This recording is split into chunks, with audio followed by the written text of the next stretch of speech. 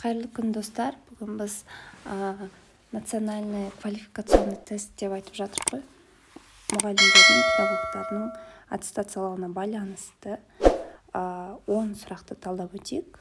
Қандай тесттер кездесіп жатыр, қаншалықты қиын, қаншалықты оңай болып жатыр. Менімен бірге болыңыздар. Химия онлайн арнасы. Ал ендеше кеттік. Ең алғашқы сұрақты қарайық. Сұйықтық газ тәрізді күйге өту процесс. Сұйықтық газ тәрізді күйге өту процесс: балқу, десублимация, булану, кристалдану, сублимация дейді. Енді бұл жерде бізде жауабы булану болады. Себеп: мысалы, мына бір ыдыс деп алайық. Осының ішінде су бар. Дұрыс па? Осы суда астына от жаққан кезде бұл жерде не пайда болады? Парлар пайда болады. Газ, сулар қайнап, газ ұша бастайды. Сол кезде бұл булану процесс деп атайды. Жалпы өздеріңіз күнделікті суда қайнатып, чай қайнатып деген секілді процесстер жүріп жатады ғой үйде. Үй жағдайында осында булану процесі деп атайды екен. Түсінікті, иә? Сұрақ.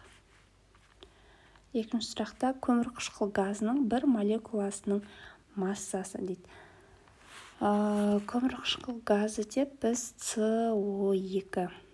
Бұны енді массасын табу үшін бізге міндетті түрде Авогадро заңының тұрақты саны керек болады.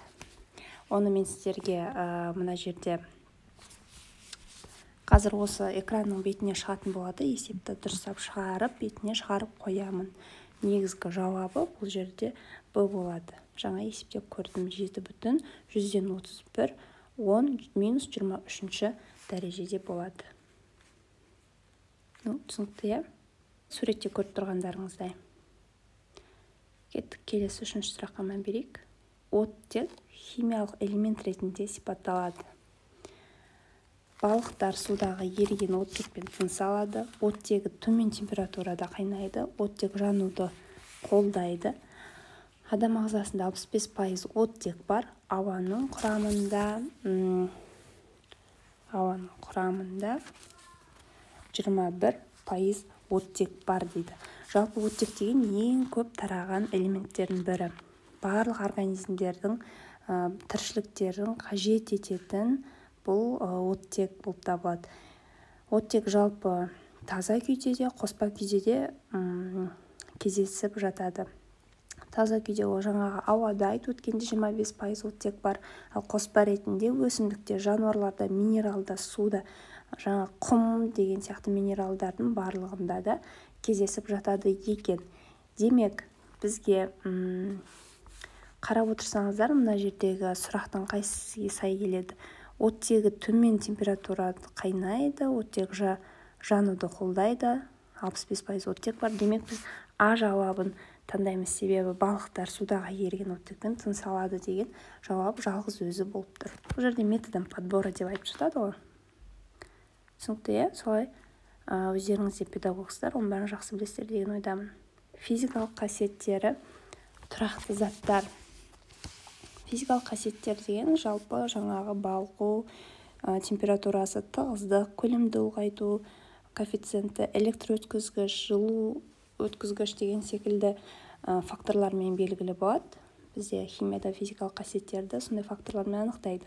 Енді бұл жерде тұрақты заттар деп біз тек қана таза заттарды айтамыз. Жауабы бір ауыз сөзбен Е болады. Ауада, құймаларда, ерітінділерде амальгама жоқ. Бұның ешқайсысы физикалық қасиеттері тұрақты болмайды. Тек қана таза заттар. Мысалы, ол дистилленген су болуы мүмкін. Түсінікті, иә? Кеттік, 5-ші сұрақ. Қозғалғыш пішіннің сақтамайтын молекулалардың агрегаттық күйін өзгерісі дейді. Бұл кристалды, сұйық, газ, қатты түрде. Жалпы агрегатный состояние деп біз 3 түрді айтамыз: қатты, сұйық және газ тәріздес. Бұл жерде көп қозғалатын, пішін сақтамайтын, ол мысалы су, мына су болса, ол егерде сіздер төгетін болсаңыздар, ол бірден бүйтіп ағып кетеді. Демек, ол өте қозғалғыш болады, және ол өзінің пішін сақтамайды. Ол бірде мындай, енді жалпы білесіздер ғой су төккенде. Демек, ол сұйықтық болуы мүмкін. Ал егерде ол қатты түрде болатын болса, ол пішінін сақтайды, қатты болып тұрады, кристалды болып келеді, ол қатты заттарға тән болады. Түсінікті, иә? Демек, біз сұйық жауап С деп таңдап өтейік.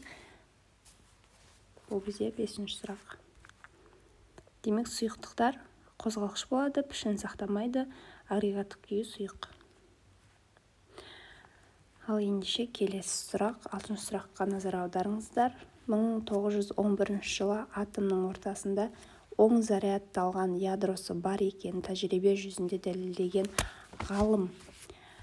Оң ядросы бар, ол Резерфорд. Резерфорд жалпы өзінің жаңағы шәкірттерімен бірге альфа бөлшектерінің шоғын өте жұқа алтын фольгадан өткізіп, бірнеше тәжірибелер жасалып жатқан болатын. Осындай тәжірибенің арқасында бізде планетарлық модель өмірге келеді. Бұл жалпы Резерфорд өзінің атомның оң зарядталған, оның ортасында орналасқан радиусы шамамен 10-15 дәрежеде метрде болған өте аз көлемде жинақталған деген қорытындыны берген бізде Резерфорд болады. Ол өзінің моделін ұсынады. Оң зарядталған. Демек, бұл жауабы С. Резерфорд. Осы заңдарды жаттап алыңыздар. Бұл заңдар міндетті түрде кез келген жаңағы неде кездесетін болады. Тесттерде көбінесе заңдар өте көп кездесіп жатыр. Келесі сұрақ, заттың құрамы мен қасиеттері сақталатын ұсақ бөлшектер. Ол әрине молекула болады. Бұл енді оңай сұрақтар, ең алғашқы сұрақтар барлығыңызға белгілі деген ойдамын. Келесінде біз шамалы қиындау сұрақтарға назар аударатын боламыз. Келесі, калий OH сілтісінің атауы. OH деген бізде гидроксид. Мына OH гидроксид болғандықтан ол міндетті түрде калий гидроксиді. Оксид емес, оксид болса калий 2O болып кететін еді, сульфат болса SO4 болып кететін еді, хлорид болса міндетті түрде хлор болу керек болады. Демек, ол калий OH. Міне OH, ол гидроксид. Калий гидроксиді. Түсінікті, е? Бейтарап ортада фенолфталин мен лакмус түсі. Көк, сары, түссіз қызғылт, сары, түссіз күлгін, қызыл, сары дейді. Енді фенолфталин мен лакмусты білесіздер, ол күлгін және түссіз нені береді. Бұл жауап Д болады. Келесі соңғы 10-ші сұраққа мән беріңіздер. Әмбебап индикатордың бейтарап ортада көрсететін сан мәні. Әмбебап индикаторда pH индикаторларына қарап мән беретін болсаңыздар, бұл жерде енді pH тең 7. Бұл жауап дұрыс болады. pH кем 6-дан, көп 7-ден, кем 7-ден, көп 6. Жоқ, міндетті түрде ол әмбебап болғандықтан ол тең болу керек. Жалпы pH-тың ең жоғары көрсеткіші 7 ғой. Ол 7-ге тең болып тұрса, ол демек әмбебап индикатордың бейтарапта болған ортада кездесетін мәні осындай болады. Түсінікті, иә, достар? Ең алғашқы 10 оңай кездесіп жатқан сұрақтардың бірі осындай. Келесі сұрақтарды қызық болса, менің арнамнан таба аласыздар. Келесі шамалы қиындау жүре беретін болады. Соны да біз міндетті түрде жақсылап талдап өтетін боламыз. Сіздермен бірге болған химия онлайн арнасы.